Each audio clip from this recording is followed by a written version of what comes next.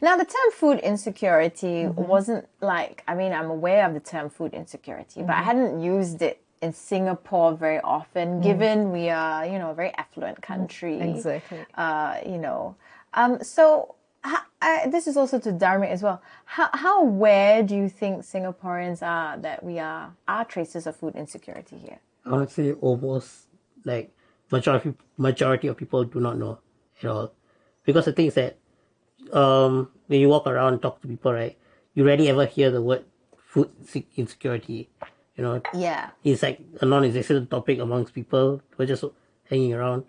So, I mean, if they knew about the issue, they probably talk more about it, right? Yeah, it's like the word homeless. You don't hear of it in Singapore either. Yeah, you don't hear of it. Yeah. So if you don't hear about it, you don't know the problem is there or anything, right? Yeah, true. Yeah. I mean, I feel the same way, and that's why I'm bringing it up, right? Because Indonesia, USA, you hear about it. Exactly. But it's really amongst my friends and I, we don't talk about it. Yeah, we are, as the Hunger Report clearly shows, it's actually about 1 in 10 Singapore households that kind of face this. That's 10% of the population here. Wow. Yeah. That's actually a lot. That is a lot of people in a country as affluent as Singapore. A situation, I would think to say it's like hidden poverty. Like people don't know, people don't talk about it. So we actually analyze as well in the Hunger Report why are people still food insecure? There is food aid around, but people are still reporting as food insecure, and that's because first of all they don't know that they could have gotten food aid. Or they, a lot of times it's also sudden medical bills that they had to pay, a large amount of money that they had to pay for rent, or sudden loss of income as well. I was reading some articles about people who live with food insecurity or who are food insecure. And one of the articles was this boy, while he was growing up, all he ever ate was white, like porridge with white rice boiled with salt. And he would eat one meal a day. Exactly, yeah, exactly. I'm just like, and then I go off to buy my McDonald's and, hardly even think about it, Dharmik, do you have any experiences being with people who are actually hungry and starving? Personally, I'm lucky because my mother ensures that we never go hungry, right? So if there's no food at home, she always makes the effort to cook or buy something. Yeah. Like most of the time, now that I try to be more self-sufficient, I tend to do what I basically eat less, maybe one meal a day, in order to just save up money. But there was once you did that episode where you survived on $10 a day. Yep. And you hardly ate. Yeah. What did you eat during that experience? So he had to live off $10 a day in Singapore, right? Which you think you can get by with, but he hardly ate. What did you eat in the end? To stay within $10, I ate one waffle. Including transport, right? Include transport, like I counted utility bills, So in the end, we ended up with, like I spent $9 something just for transport, that one waffle, and utility bills. The whole day, just one waffle. Yeah. Wow. And so, okay, I understand food bank now because you're giving people the autonomy to eat and also eat healthy. Exactly. Because in other articles I was reading, people are living off Maggie mee every day. That's right. So that's another way that food insecurity. So food insecurity doesn't just mean that they're going hungry. They can eat, but they're eating very unhealthy food, like or because that's all they can afford, or they're not aware, and they end up eating cup noodles every time, 3 meals every day, all day, all 24/7, all the time. What is like a treat to us is their main source of staple for them. Yeah. And this leads to a lot of health problems. And as a society as a whole, this would, be difficult for us, not now, maybe 10 years, 20 years, when the whole society of the aging population and all this that comes across. And same for children. Yeah.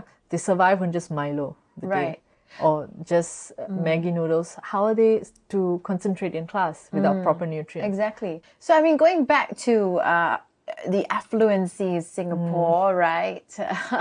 We have a high GDP, and yet being, relatively rich country. Yes. there is still a shortage of food, right? Evidently, and a lot of food waste. Yes. Right. Yes. So why is this happening here? Yeah, exactly.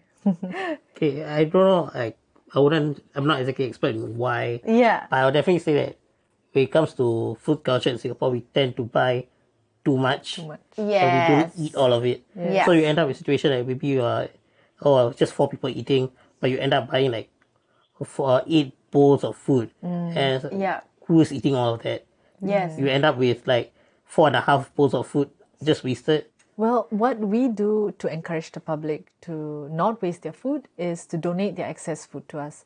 So we have this thing called food bank boxes all around the island. I think we have about 100 locations. You can find them on our website. So basically, they are located in very convenient areas like near supermarkets, petrol stations, where they can just drop off their excess food. You know? Oh, that's so Yes. clever. And we get a lot of donations. Like some of the malls are really popular. Like we have to go often to bring back all the food and then it's filled up again.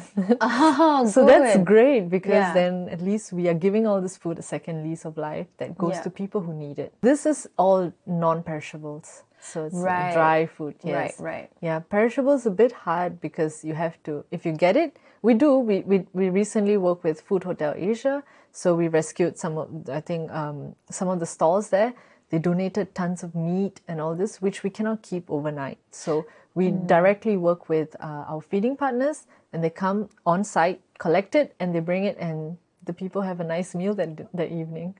Yeah. Oh, and speaking of events, you've got something coming up. Yes, we are celebrating World Food Day, and it's called Drive Hunger Away 3 Regional Edition. Oh, wow. So this is the third year that we are doing this, and we have invited, we are inviting all car clubs to come back. And what they do is they rally all their car club members, and they get food donations, excess food, and they come over to Food Bank to drop it off. And then this year, there's a twist to it where they can collect food bundles from us. We're hoping to redistribute about 2,000. So they collect food bundles from us, and they go to our feeding partners, any of our family service center, children homes, senior activity centers, and they drop it off there. And then they will get, the food will get distributed. Fantastic. And at the same time, we are also working with sister food banks around this region, with China Food Bank, with Rise Against Hunger Philippines, Food Cycle Indonesia. We're hoping to get a couple more sister food banks on board with us to celebrate Food Bank World Food Day together. Oh, fantastic. Yeah. Has Food Bank ever experienced donor fatigue out of curiosity? It's been 10 years, hasn't it? Yes. Yes, that is spot on, a good question, because yes, Oh no, I can see it in your face. we are facing donor fatigue and volunteer fatigue. So if anyone has some spare time in their hands, so please, they could come and volunteer with us. I mean, it is a difficult job, right? It's 24/7. Exactly. And you put your whole heart and soul into it, right? Yes. Yeah, we as an organization rely very heavily on volunteers.